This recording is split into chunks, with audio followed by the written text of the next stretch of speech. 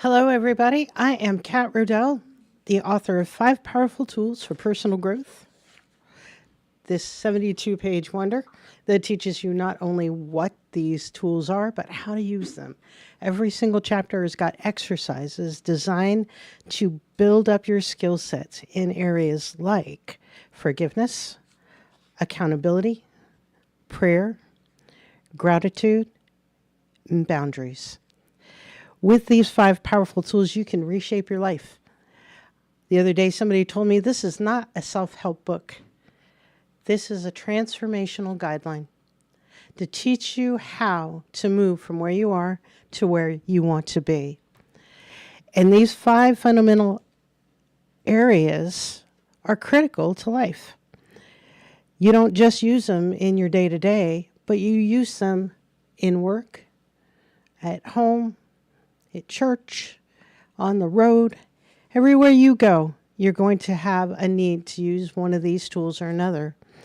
And a lot of times when we're roadblocked in those places, like forgiveness, for example, I had a client that was roadblocked in forgiveness. She stuck on what her ex-husband had done, what her mother had done, all of her failures in the past, and she was just stuck. And I said to her, have you tried forgiving? And she says, well, what do you mean? I said, have you forgiven your ex-husband? Have you forgiven your mother? Have you forgiven yourself? And she was like, I struck her in the belly with a knife, kind of. But she started to write down the people that she needed to forgive. And she walked herself through that exercise of releasing the offense. Now, forgiveness is about releasing an offense. There's also about coming to reconciliation. We never can reconcile with everybody. So you got to deal with your work first before you worry about helping out somebody else with their work. Actually, after she finished those exercises in forgiving people, she called me up like 2 weeks later and she said, you're never going to guess what happened. So what happened? Oh, I got a booking for doing a talk on joy, and I'm getting paid $2,500 to do it. So with forgiving herself and for their past failures, she opened herself up to success. With forgiving the ex-husband for all the negative things that he said about her, she opened the pathway to being more successful. With forgiving her mother, again, it opened the pathway and it released her from those things that were holding her down. And that's how a powerful tool can work in our lives. Now, the topic for tonight is accountability. And you're like, well, what is the big deal about accountability? How can it really help me in my life? And the first thing you need to know is that most of us are very accountable in 1 or 2 areas of our life. I know for myself, when I moved from working at a big job for the federal government to being self-employed, I was very, very accountable to my job and the people within my job. And I was accountable to my family, to making sure that there was food on the table, that we had electricity so we could get AC in Florida, the whole 9 yards. I was accountable to everybody else, but I wasn't accountable to me and my dreams and my goals and my desires. So when I start to shift and say, well, how am I going to be accountable? Because now I have all these days that are very, very unstructured. I can get up at 10 o'clock in the morning or noon time or 1 o'clock. Great. And I'm a freedom of choice motivational type. Being able to choose what time of day I wanted to get up, what time of day I was going to go to the coffee shop, who I was going to talk to, what I was going to do that day. Ultimate freedom. But I had been in such a structured environment for so long, I went from this part of the pendulum swing all the way to the other side. So I wasn't doing anything. I was playing games, I was chatting with friends, I was doing things to promote my business that had nothing to do with promoting my business. And yet I was self-employed. So if I didn't get money in, there was nothing to spend. And this has been a journey in my life, being self-employed and entrepreneur for over 12 years now. I go from very structured times to very unstructured times. And sometimes things like grief will get in the way of being structured, or physical illness can get in the way, or just not having any motivation or being burnt out. Those all can get in the way of applying accountability to my life. But some of the tricks that I found along the way are this. If I know who I am, I know my personality type, I know my motivators, I know my drivers, then I can reshape my goal to be in line with those things that are me. Not everyone has to have a goal of making $200,000 in sales a month. That doesn't motivate me. What motivates me? Talking to people, shifting them, moving them into a better place where they can begin to grow. That totally motivates me. So when I had that big goal on my wall of making $5,000 a month in sales, didn't do a big deal for me at all. I just looked at it and it was just a number. It's kind of like the number on the speedometer. You got to be in range and not go too fast. But anyway, that's another story. But once I realized my motivator, and for me, it's there's a survey in the back of the book to teach you how to identify your motivational styles. There are 5 styles. There are power and control. That was not my motivator. That's a numbers game. There was love and belonging. That's one of my motivators, was always taking care of my family, always taking care of the people that I loved. That motivates me. Freedom of choice, another motivator. As we all know, I'm very well motivated by being able to have my own schedule and make my own decisions. Then safety and security is the 5th one. And some people really need to have that money socked away in their bank account to help them feel motivated and to say, if I do this, then I can put this away and I can plan for this trip for my family and I can do this thing. And that is what motivates them. And then the 5th one is fun. Now, a fun personality type is a hard person to coach or mentor, because they really literally are just looking for the fun thing and any kind of goal, unless in their mind they've decided, if I achieve this goal, I'm going to be able to have more fun, just kind of sits by the wayside in the overlap of where fun lives and where their goal lives. So by taking this motivational survey, and I've tweaked it a lot over the years, I was able to identify what 3 things motivated me. And it was not safety and security. It wasn't fun. It was freedom of choice, love and belonging, and power and control, in that order. So what I found with my life is, because those motivators were there, what would happen is I'd start pushing my business and I get really into it and I'm going, and I'm feeling very motivated. I'm going for what I want. And then very soon, my ex-husband, and there's an ex for a reason, and my daughter would start acting out and they'd need my attention. So I'd shift from what I was doing, freedom of choice, into love and belonging and wanting to take care of them and help them solve their problems. Now that didn't work, because they're the only ones that can solve their problems, and they were both old enough. My daughter was 15 at the time, the ex was 45. They were both old enough to start solving their own problems. And I had to realize for me that actually love and belonging was going to be assuaged, that desire for it was going to be fixed by me accomplishing my goals. Then I was taking care of my family again. I wasn't just goofing around and I wasn't running around talking to people and being this social butterfly. I was actually taking care of my family by accomplishing my goal. So once I took that motivational survey, it was like, boom, I started to be able to track what I needed to do, because I could set real goals that applied to me. So when we know ourselves, we can start to shift our goals to the things that apply to us.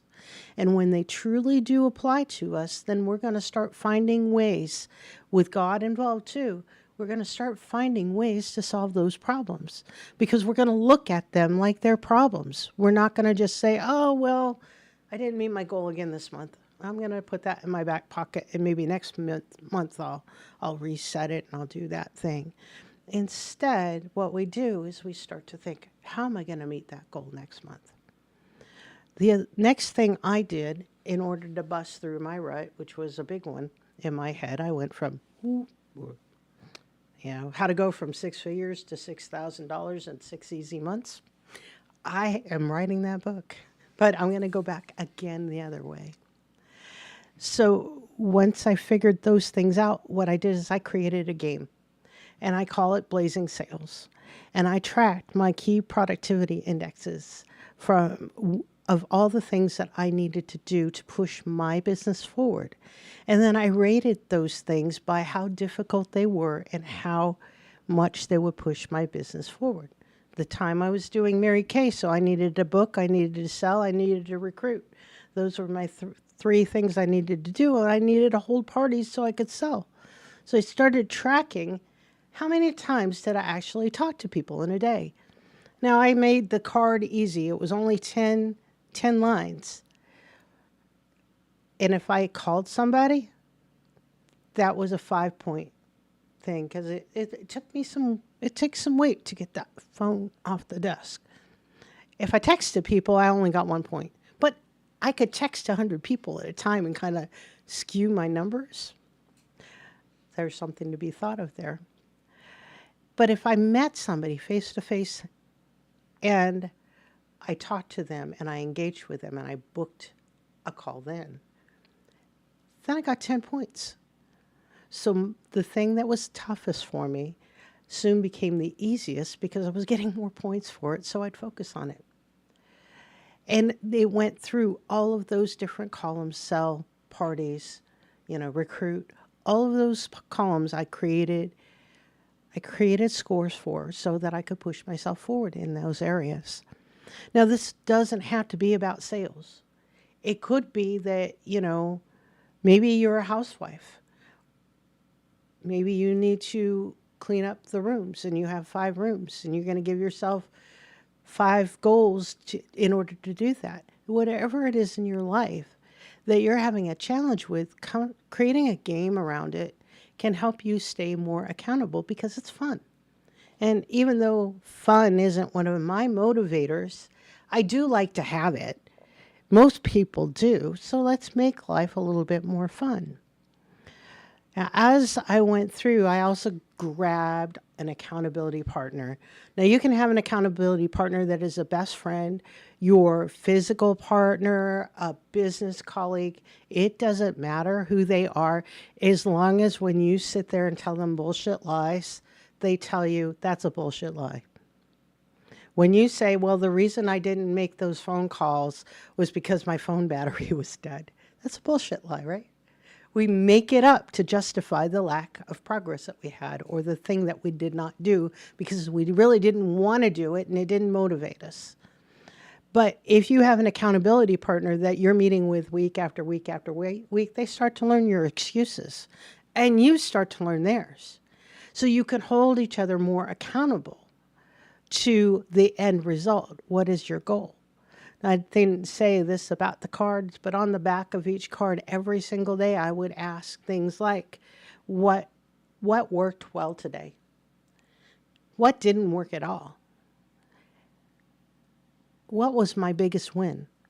And when you always end with a win, that's a positive place to begin with, right? The next day you look at it again. And if you have a stack of cards at the end of the week when you're having your accountability meeting, now you start to look at, okay, what I thought I was doing in my head versus what I wrote down, 2 different things. So now I'm starting to track with real data, and that also helps me to become accountable. The thing about accountability is when you're learning it, you always have to have somebody else around you to keep you accountable. Because we will talk up any excuse in our head to not do what we said we were gonna do, and we'll think of any reason why we didn't do it. But when you start to meet with people on a weekly basis, and they're gonna say, "Hey, I see a trend here. Or why didn't you do what you said you were going to do and you've been saying that you were going to do for the last 3 weeks? What needs to change? And they can help you pinpoint some of the reasons why you might not be doing things. Once you get to this point where you really take it seriously, then you can start doing it for yourself. And you don't have to be accountable to anyone except yourself and God, usually your family. There's a few people in our lives we should always maintain accountability for, spiritual leaders that are balanced and healthy.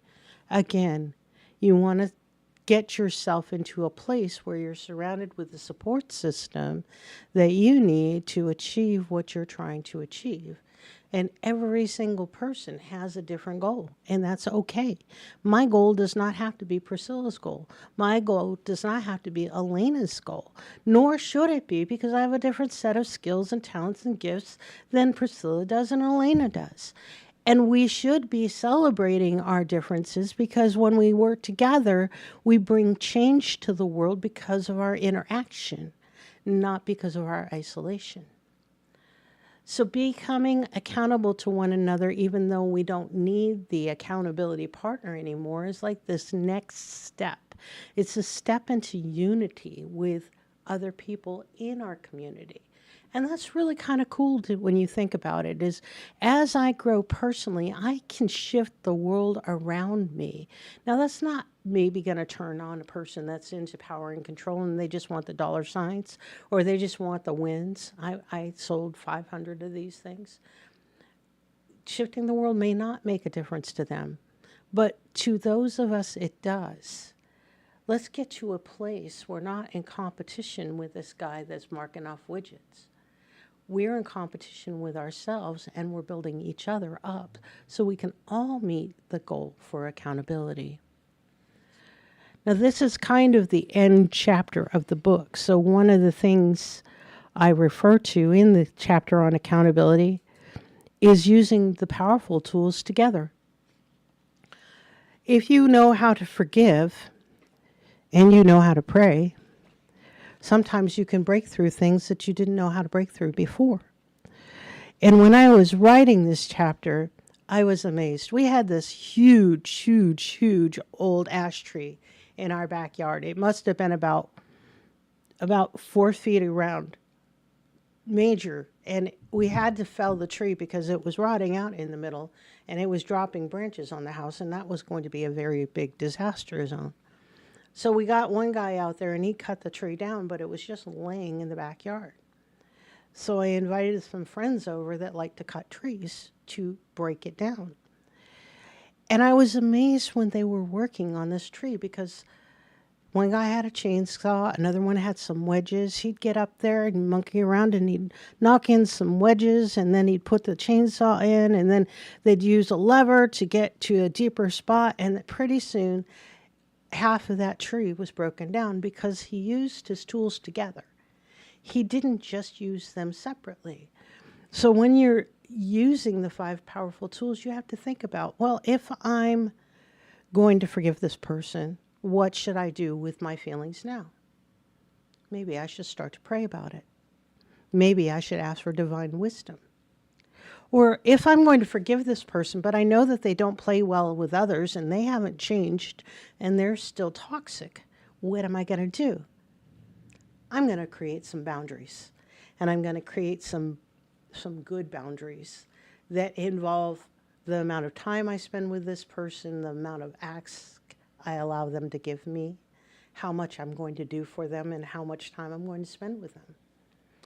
And when you use boundaries and forgiveness and prayer together, even more things explode. And gratitude, even if you're not happy with how they treated you, if you tell them how grateful you are for them anyway, sometimes that breaks through barriers, just like a wedge breaking through the tree and popping it open wide enough that they could cut it off.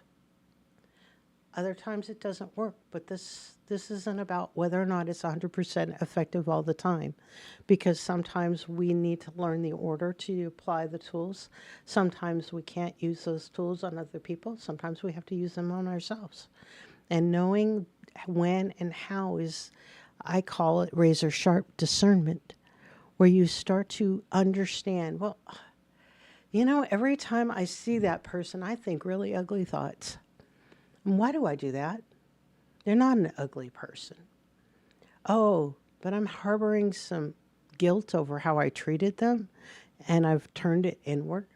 So maybe I need to fix something in me.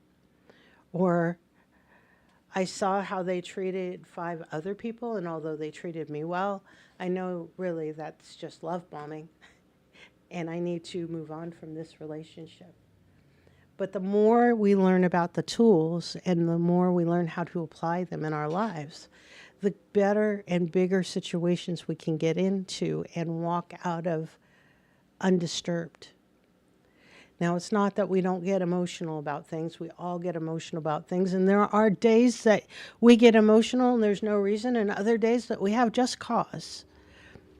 But when we learn how to emotionally regulate and not act on our emotions, but instead act on our wisdom, act on our intelligence, and act on our goals and our drive, then the emotion becomes an augment to what we're doing, and it very easily falls in line.